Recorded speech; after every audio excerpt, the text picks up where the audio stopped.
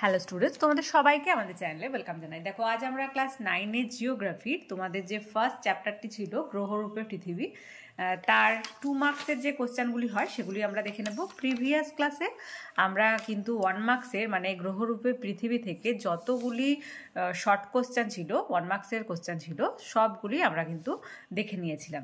Previous ক্লাসটি যারা দেখোনি তারা অবশ্যই প্লেলিস্ট চেক করে ক্লাসটি কিন্তু দেখে নাও। আর আজকে যে 2 মার্কসের কোশ্চেনগুলি রয়েছে গ্রহরূপে পৃথিবী থেকে, মানে সমস্ত ইম্পর্ট্যান্ট 2 মার্কস, সেগুলি আজকে আমরা ডিসকাস করে নেব আর তার সাথে সাথে মানে ভালোভাবে বুঝেও নেব।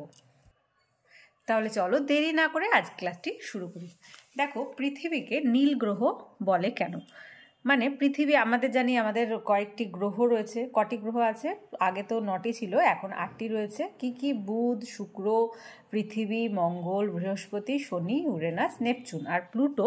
প্লুটোকে কিন্তু বামন গ্রহ, যেহেতু প্লুটো তাই বামন গ্রহ হিসেবে প্লুটোকে বাদ দেওয়া হয়েছে। এবার তার মধ্যে এই গ্রহগুলির মধ্যে পৃথিবীতে আমরা বাস করি, আর পৃথিবীও একটা গ্রহ, তোমরা প্রত্যেকেই জানো। কিন্তু পৃথিবীকে নীল গ্রহ কেন বলা হচ্ছে?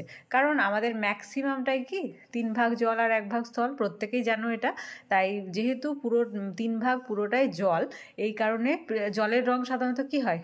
ব্লু হয়, নীল কালারের হয়। এই জন্য পৃথিবীকে কিন্তু নীল গ্রহ বলা হয়। মানে দূর থেকে দেখলে বা তোমার মহাকাশ থেকে দেখলেও পুরোটাই কিন্তু গ্রহটাকে নীল মনে হয়, এই জন্যই পৃথিবীকে নীল গ্রহ বলা হচ্ছে। আনসারটা এইভাবে লিখব: মহাকাশ থেকে পৃথিবীকে সাদা নীল রঙের দেখতে লাগে।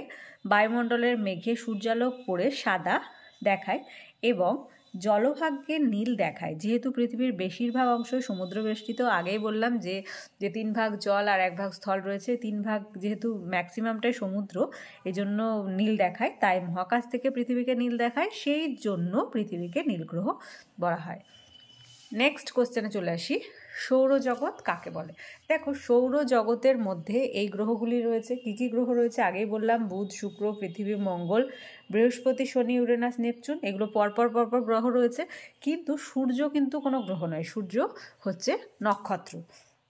অনেকেই সৌরজগতের মধ্যে এই গ্রহগুলো যেহেতু আছে, তোমরা সূর্যকেও কিন্তু গ্রহ হিসাবে মানে গ্রহ বলে থাকো, কিন্তু অ্যাকচুয়ালি সূর্য হচ্ছে একটা নক্ষত্র। এবার সূর্যে তোমাদের কোশ্চেন আসে যে সূর্যের সবচেয়ে কাছের গ্রহ কোনটি? সূর্যের সবচেয়ে কাছের গ্রহ হচ্ছে বুধ, তারপরে হচ্ছে শুক্র। মানে মনে রাখার সময় এভাবেই পরপর সিকোয়েন্স মেনটেন করেই কিন্তু মনে রাখবে। দেখো, সূর্যের পরে বুধ, তারপর শুক্র, তারপর পৃথিবী, তারপর মঙ্গল, তারপর বৃহস্পতি, তারপর শনি, তারপর ইউরেনাস, দেন হচ্ছে নেপচুন। আর প্লুটোকে তো আগেই বাদ দেওয়া হয়েছে, আগেই বললাম। তো সৌরজগতের ডেফিনেশনটা এইভাবে লিখবে যে মহাকাশে সূর্যকে কেন্দ্র করে গ্রহ, উপগ্রহ, ধূমকেতু, গ্রহাণুপুঞ্জ প্রভৃতি মহাজাগতিক বস্তু নির্দিষ্ট কক্ষপথে ঘুরে চলেছে। সূর্যসহ এই সকল মহাজাগতিক বস্তুর বিরাজ ক্ষেত্রই হলো সৌরজগৎ। মানে সৌরজগতের মধ্যে গ্রহ রয়েছে, উপগ্রহ রয়েছে, ধূমকেতু, বিভিন্ন গ্রহাণুপুঞ্জ প্রত্যেকটাই রয়েছে, এই জন্য এর নাম হয়েছে কিন্তু সৌরজগৎ। এবার দেখো, বামন গ্রহ। আগেই বললাম যে সূর্যর যে গ্রহগুলো রয়েছে সৌরজগতের মধ্যে 8টা গ্রহ, আগে 9টা গ্রহই ছিল, মানে প্লুটোকে কিন্তু এখন বাদ দেওয়া হয়েছে। এবার বামন গ্রহ হিসেবে প্লুটোকে আইডেন্টিফাই করা হচ্ছে। এবার বামন গ্রহ কি? বামন গ্রহ হচ্ছে মহাকাশে এমন কিছু গ্রহ আছে যারা তাদের কক্ষপথের সন্নিহিত অঞ্চল, কক্ষপথ মানে যে দিকটাই সে আবর্তন করে চলেছে, ঘুরে চলেছে, আর সন্নিহিত অঞ্চল দ্যাটস মিন কাছাকাছি অঞ্চল। তাই কাছাকাছি অঞ্চল থেকে অপেক্ষাকৃত ক্ষুদ্রাকার মহাজাগতিক বস্তুকে সরিয়ে দিতে পারে না। যে কোনো মহাজাগতিক বস্তু থাকতে পারে সেখানে, সেই মহাজাগতিক বস্তুকে সরিয়ে দিতে পারে না। এদেরই যারা সরিয়ে দিতে পারছে না তাদেরকে অ্যাকচুয়ালি বামন গ্রহ বলা হচ্ছে, যেমন প্লুটো।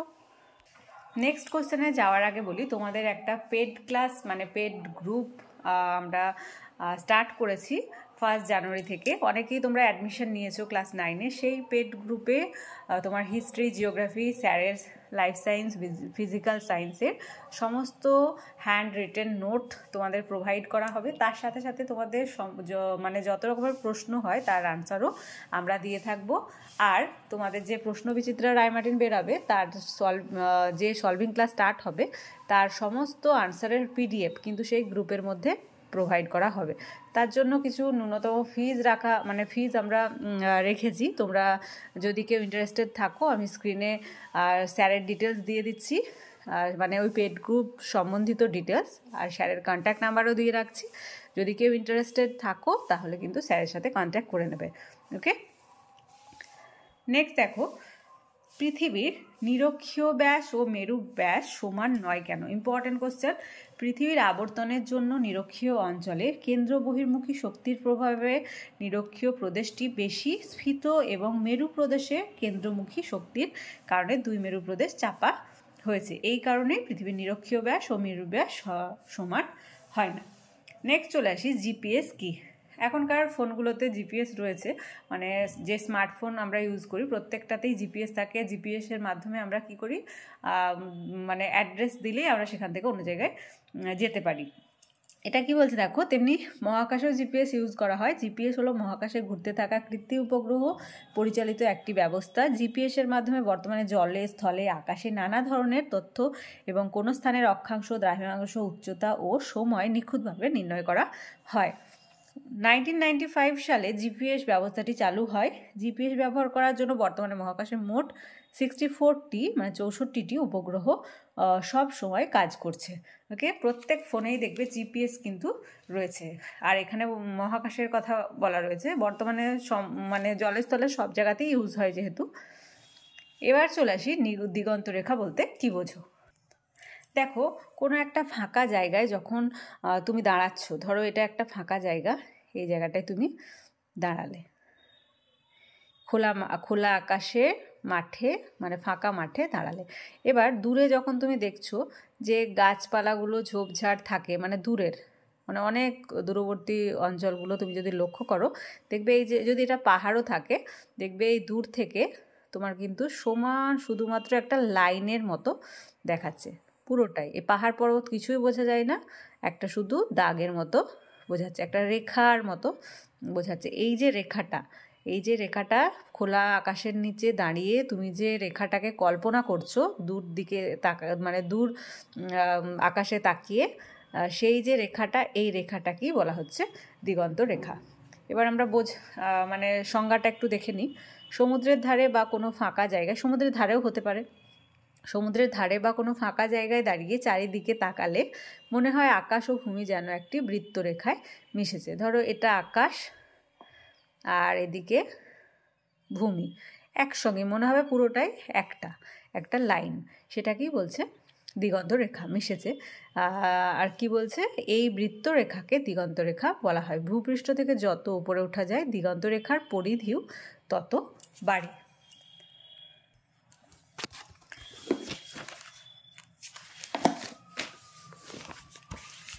লাস্ট কোশ্চেন হচ্ছে, কেন্দ্রাতিক বলের প্রভাব কি? কোনো নমনীয় গোলাকার বস্তুকে অনবরত ঘোরানো হলে তার মধ্যে একসঙ্গে পরপর বিরোধী দুটি বল ক্রিয়াশীল হয়। নিরক্ষীয় অঞ্চলে আবর্তন বেগ বেশি হওয়ায় তোমাদের শর্ট কোশ্চেন দিয়ে থাকে যে কোথায় আবর্তন বেগ সবচেয়ে বেশি, আনসারটা হবে নিরক্ষীয় অঞ্চলে। নিরক্ষীয় অঞ্চলে আবর্তন বেগ বেশি হওয়ায় কেন্দ্রাতিক বলের প্রভাবে বস্তুসমূহ বাইরের দিকে বেরিয়ে আসতে চায়, সেই জন্য পৃথিবীর অভিগত গোলাকৃতি। তাই এটাই হচ্ছে কেন্দ্রাতিক বলের প্রভাব। তো আমরা এই গ্রহরূপে পৃথিবী চ্যাপ্টার থেকে 2 মার্কসের মানে 7টা ইম্পর্ট্যান্ট কোশ্চেন আমরা কিন্তু আজকে দেখে নিলাম। এই 7টি কোশ্চেনের মধ্যেই তোমরা কিন্তু কমন পাবে এক্সামে। আর দেখবে বিভিন্ন রেফারেন্স বুকে গাদার 2 মার্কস, 3 মার্কস, 5 মার্কস দিয়ে দেয়, কিন্তু সেই সমস্ত আমরা মানে অ্যাভয়েড করছি, কারণ অনেকেই রেডি করতে অনেকের অসুবিধা হয়, প্লাস রেজাল্টটাও খারাপ হয়ে যায়। এই জন্য শুধুমাত্র ইম্পর্টেন্ট যেগুলো সেগুলোই ক্লাসগুলো দিচ্ছি। ইম্পর্টেন্ট যেগুলো কোশ্চেন তারই কিন্তু ডিসকাশনগুলো ক্লাসে পাচ্ছ।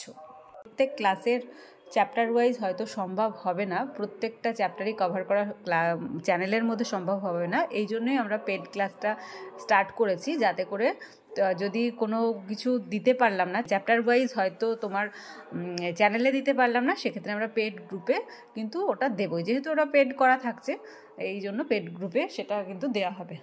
তাই যদি কেউ ইন্টারেস্টেড থাকো, স্ক্রিনে থাকা নাম্বার নিয়ে স্যারের সাথে কন্ট্যাক্ট করে নেবে। আগেই বললাম কি করা হবে না করা হবে, আর ডিটেলসটা একবার দেখে নেবে। আর আজকে ক্লাসটি যদি ভালো লেগে থাকে অবশ্যই একটা লাইক দেবে, আর ভিডিওটি কী করবে, বন্ধুদের সঙ্গে অনেক অনেক অনেক বেশি করে শেয়ার করবে। আর ক্লাস যারা প্রথমবার এসেছো তারা অবশ্যই চ্যানেলটি সাবস্ক্রাইব করে নিও এবং পাশে থাকা বেল আইকন প্রেস করে রাখবে, যাতে করে আগামী দিনের সমস্ত ভিডিও সবার আগে তোমাদের কাছে পৌঁছে যায়। আর আমাদের ক্লাসগুলি কেমন লাগছে অবশ্যই কমেন্টের মাধ্যমে জানাতে কিন্তু ভুলবে না। তোমাদের সুবিধার্থে টেলিগ্রাম ওপেন করা হয়েছে, যদি কেউ সেই টেলিগ্রাম গ্রুপে জয়েন হতে চাও এই ভিডিও ডেসক্রিপশন বক্সে লিঙ্ক দেওয়া থাকবে, সেখান থেকে তোমরা জয়েন হতে পারো। মানে সেটা পুরোপুরি ফ্রি, যদি চাও তোমরা কিন্তু জয়েন হতে পারো। তাহলে এই পর্যন্তই, তোমরা সবাই খুব ভালো থেকো। Thank you.